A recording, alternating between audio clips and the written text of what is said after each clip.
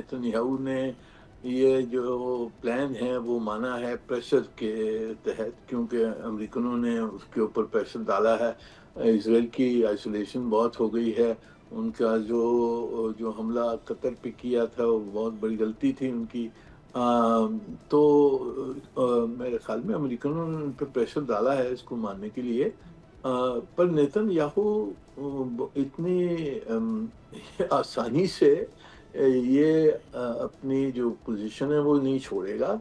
और ये सही है कि गाजा से आईडीएफ को निकालने के लिए भी यानी कि कंडीशंस हैं कि जी जब नॉर्मलाइज होगा, जब सीज फायर हो जाएगा, उसके बाद में दूसरी फोर्स आएगी, फिर आईडीएफ निकलेगा।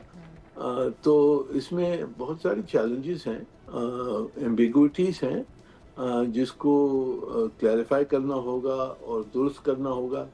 और सब में बड़ी बात है कि इसमें ये अमेरिकन प्लान है, इंटरनेशनल प्लान नहीं अब तक। तो मेरे नज़र में जब तक इसको क्लैरिफिकेशंस की ज़रूरत होगी बहुत सारे मसलों पर, और इसको अगर यूनाइटेड नेशंस से इंडोर्स किया जाए तो that will bring legitimacy to the plan.